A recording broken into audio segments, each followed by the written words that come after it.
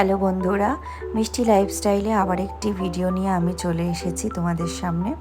আজকে দেখো এখানে যে কাজটা হচ্ছে সেটা হচ্ছে আমার বেডরুমের টিভিটা আমি ডাইনিংয়ে শিফট করব। তো ডাইনিংয়ে শিফট করছি কারণ আমাদের বেডরুমে ধরো সবসময় তো খাওয়া দাওয়া পসিবল হয় না, তাই জন্য ওটাকে ডাইনিংয়ে শিফট করছি যাতে আমাদের সব দিক থেকেই আর কি দেখাটা সুবিধা হয়। আর এই যে ওনার এখন সর্দিতে ঝাল ঝাল খেতে ইচ্ছে করছে বলে চিপস নিয়ে এসেছে। তো ফাইনালি দেখো টিভিটা এখানে লাগানো হয়ে গেছে আমাদের। এই কি করছো? এখন কটা বাজে? 10টা 20 রাতের বেলায়। মানে করছোটা কি? ঘরটা চেঞ্জ করছি। কেন? খাটটা ঘুরাবো, আলমারিটা এখানে ঢোকাবো। ও বাবা, এই জন্য টিভি লাগিয়েছো নাকি এখানে? টিভিটা ওখানে লাগালাম কারণ এখান থেকে খেতে খেতে দেখতে সুবিধা হবে। তাহলে আজকে সারা রাত ঘুম হবে না? সারা রাত না, মোটামুটি 12:30 1টার মধ্যে হয়ে যাবে।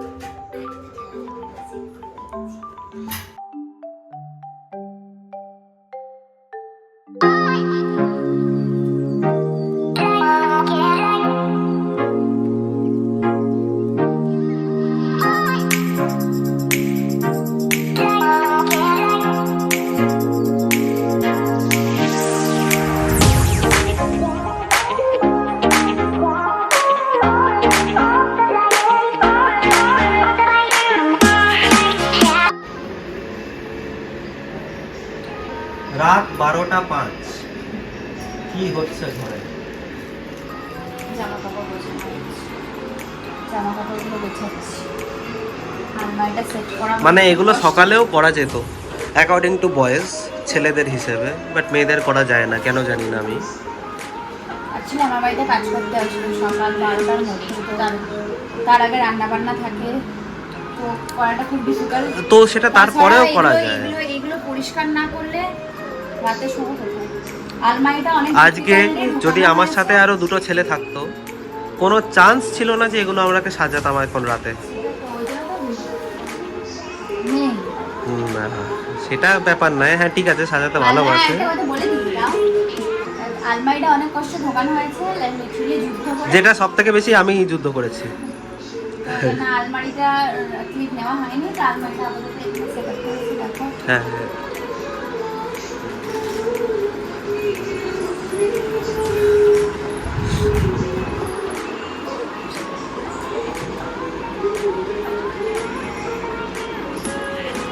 আমাদের অলমোস্ট ডান, আরও কিছুটা বাকি আছে ঠিক করার জন্য। এখানে দেখো গোছালো হয়ে আছে আর এখন বাজছে প্রায় 1:45। Morning everyone.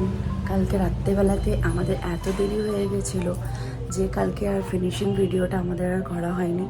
অলমোস্ট প্রায় 2-2:30 বেজে গেছিলো আমাদের সমস্ত কাজ কমপ্লিট করতে, তাও অনেক কিছু হয়নি। দেখো এখানে খাটের বিছানা টিছানা, ওখানে চাদর টাদর কিছুই পাতা হয়নি। আর এখন বাজছে সবাই 11:15। তো যেহেতু কালকে 2-2:30-3টে নাগাদ শোয়া হয়েছে, তাই উঠতে দেরি হলো। জাস্ট ফ্রেশ হলাম, আমি উঠলাম, উঠে জাস্ট ফ্রেশ হলাম।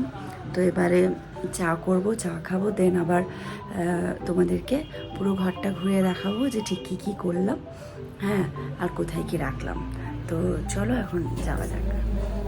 ওরা আমার এখন চান টান সব হয়ে গেছে আর এখন অলমোস্ট বাজে প্রায় 3টে, আর বাইরে ভীষণ মেঘ করেছে, মেঘও ডাকছে। তো আমি স্নান হয়ে গেছে, এবারে খেয়ে নেব। আর তো আমি তোমাদেরকে আমার হোম ট্যুরটা আরেকবার ঘুরে দেখাই যে আমি কীরকম সাজিয়েছি। তো চলো তোমাদেরকে একবার দেখি। এখানে আমি ঠাকুরটা রেখেছি। আগের ব্লগে তোমরা অনেকেই দেখেছো যে আমার ঠাকুরের সিংহাসন ছিল, বাট আমি সেই ঠাকুরের সিংহাসনগুলো এখন তুলে ঠাকুরকে এভাবেই তাকের মধ্যে রেখেছি, জাস্ট বিকজ অফ আমার বাড়িতে একটা ডগি আছে, তোমরা সবাই যেন দেখেওছো। তো যার ফলে একটু ও তো অবুঝ, ও তো অবলা, ও তো বোঝে না, ও ঠাকুরের প্রসাদে গিয়ে অনেক সময় মুখ দিয়ে দিত, তাই জন্য আমি ঠাকুরগুলোকে আপাতত এভাবে তুলে রেখেছি। তোমরা প্লিজ কমেন্ট করে আমাকে জানিও যে ঠাকুরটা এভাবে রাখাতে কীরকম লাগছে, ভালো হয়েছে কিনা। তো আমি যতটা পেরেছি নিজের মতো করে সাজিয়ে রেখেছি। আর এদিকে দেখো মোটামুটি জামা কাপড়ও মেলে দিয়েছি, আর যা রোদ বাপরে বাপ। তো এখানে বিছানাতে আপাতত চাদর ফাদর কিছু মানে পাতা হয়নি, কাঁচা হয়েছে, ওইটাই আবার পাতবো। তো এগুলো আবার ঠিক করতে হবে, এখনও কিছু ঠিক হয়নি। আর এই দেখো এখানে টিভিটা লাগিয়েছি, ওই সাদাটা তোমরা আগের ব্লগে নিশ্চয়ই দেখেছো যে এটা আমার বেডরুমে ছিল। তো এটাকে এখানে নিয়ে এসে রাখলাম, আর শোকেসটাকে আমি এভাবে রেখেছি। তো ফাইনাল লুকটা তোমাদেরকে দেখাচ্ছি, কাল রাতে তো দেখাতে পারিনি। তারপরে এখানে সোফাটা রাখলাম, আর এদিকে তো ডাইনিং টেবিলটা আছে, বাট ওখানে 2-4টে চেয়ার ধরছিল না বলে সোফার দিক করে রাখা হয়েছে আরও 2টো চেয়ার, যাতে জায়গাটা বেশ ভালোভাবে পাওয়া যায়। এটা আমার বেডরুম, এটাতে বড়মশাই এখন অফিসের কাজ করছে, প্রচণ্ড ব্যস্ততা। তো যাকে আমার রুমটা দেখানোর কিছু নেই, এইভাবে আগেও ছিল, আগেও পুরনো ব্লগেও তোমরা দেখেছো। তো যাকে আমি ভিডিওটা এখানে শেষ করলাম, আবার নতুন ভিডিও নিয়ে তোমাদের সামনে খুব জলদি আসবো। তো সবাই ভালো থেকো, আর ভিডিওটা ভালো লাগলে please like, comment and subscribe করে দিও।